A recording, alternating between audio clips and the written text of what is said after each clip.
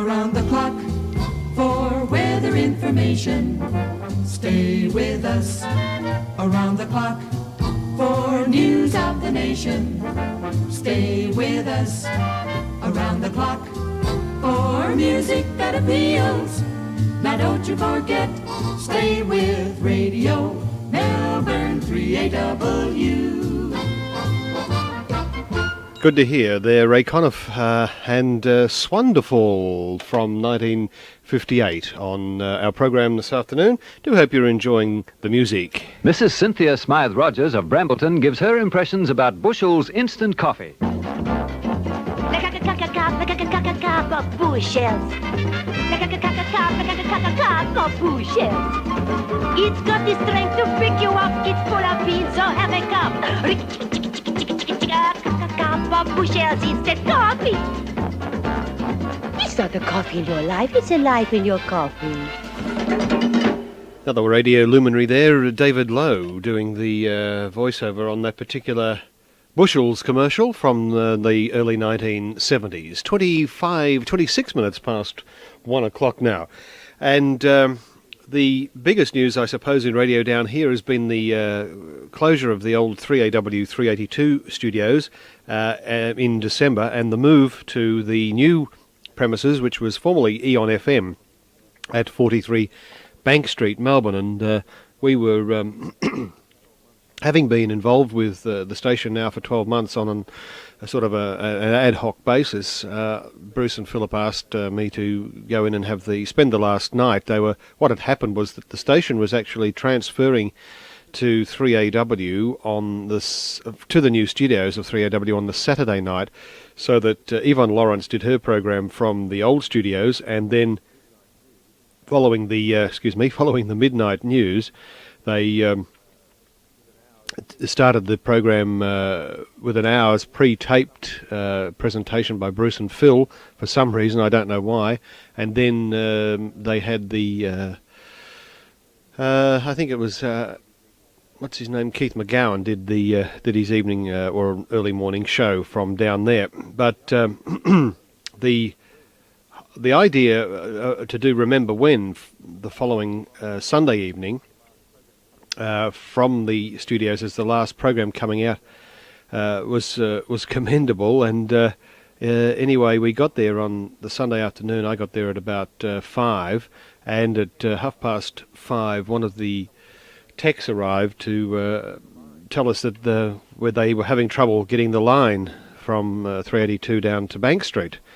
And at 15 minutes to 6, having to go on air just after the 6 o'clock news, we found ourselves in cars in pouring rain, having packed up carts and tapes and God knows what, and heading down to the studios, so that we had to set up within about 5 minutes and be ready to be on air following the news, which was an absolute shambles. And speaking of shambles, they still have major problems down there with their studios. They've only got one on-air commercial presentation booth with the studio in the next room. It's hard to describe, but you've got a working area, i.e. console and cart machines and tape recorders and things, and then through on the left of that there's a very large double plate glass window with a large console with 5 microphone positions around it. And that's the on-air suite. Now that is the only suite that is available to go on air. They've recently just finished another studio which is working internally but is not able to go on air yet. That is at least a fortnight ago. I'm going in tonight, so I'll find out whether it's on air yet or not. No news booth is available yet, so what happens is that the newsreader has to come racing along the corridor from the newsroom and bring his copy plus a handful of carts for the inserts, and while the news theme is playing, which is about a 15-second news theme, he has to sit in the operator's chair, place these carts in the various machines, know what numbers they are so he can start them by remote, and be ready to come on with the news. Now, the night that we had the aborted attempt to do the last program from 382, we ended up doing it from Bank Street. And the newsreader on duty was Anthony Hudson, and Anthony went out to get something to eat and forgot that the front door closed behind him, and was unable to get back in. So the 8 o'clock news, the theme came up. Everyone saying, "Where's Anthony?" And he'd been locked out and was out pounding on the front door, not able to get in.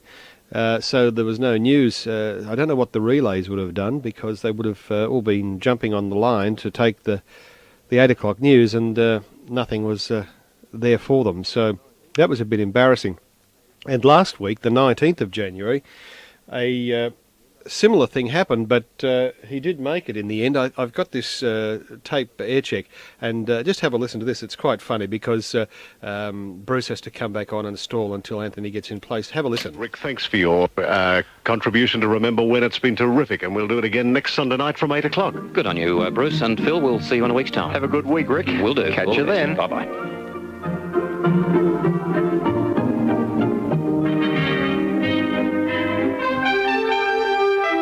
On 3AW, you're on Remember When with Bruce Mansfield and Phillip Brady. Now, 3AW National Network News.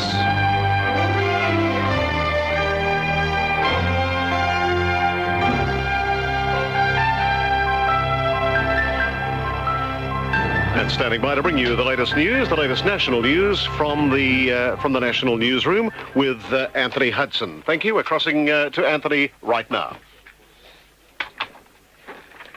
24 degrees in Melbourne. Good evening, I'm Anthony Hudson. In this news, Joan Kerner rings the changes. Victoria's first day of a total fire ban for the year, and the Mac does it again. Tom Roper has been dumped as State Treasurer in today's Cabinet reshuffle.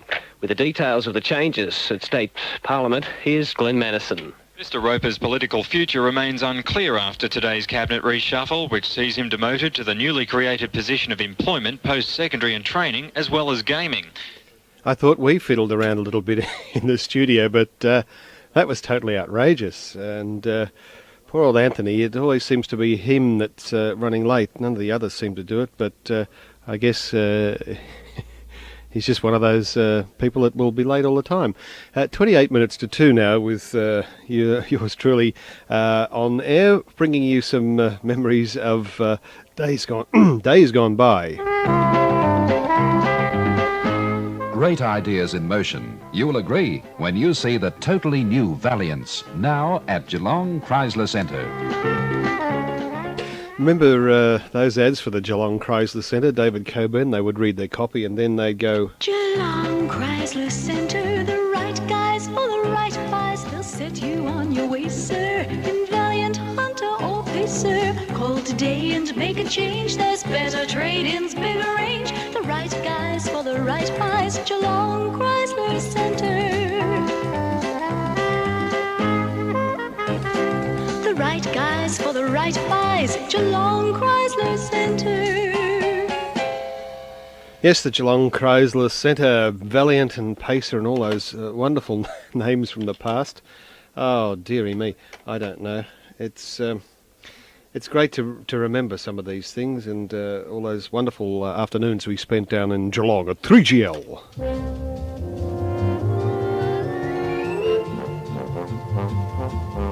Step up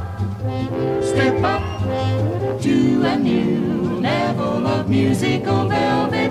Smooth sounds of 1280 radio, Melbourne 3AW.